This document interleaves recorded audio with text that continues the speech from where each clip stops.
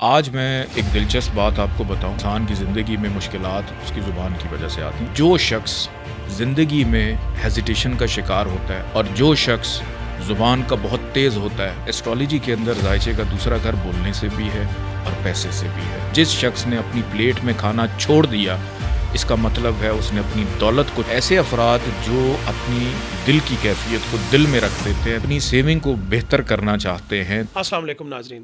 آج ہم بات کریں گے کچھ ایسی کیفیت کی جس میں آپ نے فیصلہ کرنا ہے کہ دل کی بات زنجانی صاحب کر دی جائے یا دل میں رکھی جائے یا نہ کی جائے.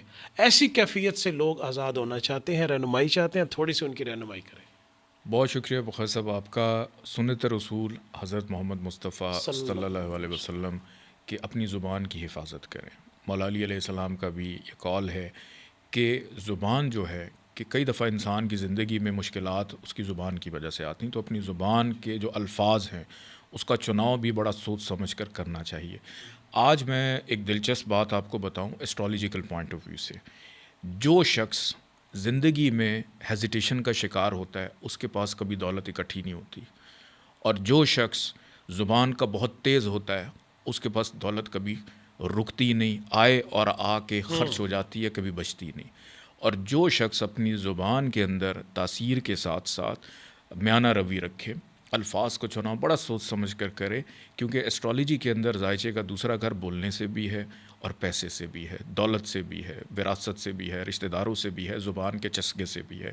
تو ہمیشہ میں یہ کہتا ہوں کہ جس شخص نے اپنی پلیٹ میں کھانا چھوڑ دیا، اس کا مطلب ہے اس نے اپنی دولت کو چھوڑ دیا، کیونکہ ایسٹرالوجی دولت اور اس چیز کو اکٹھے دیکھتی ہے. تو جس چیز نے اس میں میانہ روی رکھی وہ فائدے میں رہ گیا. تو ایسے افراد جو اپنی دل کی کیفیت کو دل میں رکھ دیتے ہیں، تو یہ بھی سوچیں کہ کہیں نہ کہیں اس کا پیچھے بینک اکاؤنٹ خالی ہوتا جا رہا ہے. اور جو لوگ بغیر سوچے سمجھے بول دیتے ہیں، تو وہ یہ چیز اپنے ذہن میں رکھے کہ جلد اس کے پیسے ضائع ہونے والے ہیں. تنقید کریں، اور تنقید برائے اصلاح بھی سوچ سمجھ کے کریں کہ جب دوسرا بندہ سننے کے موڈ میں ہو. اور جو افراد اپنی سیونگ کو بہتر کرنا چاہتے ہیں، تو ان کو اپنے الفاظ کا چناؤ بڑا سوچ سمجھ کے کرنا ہے.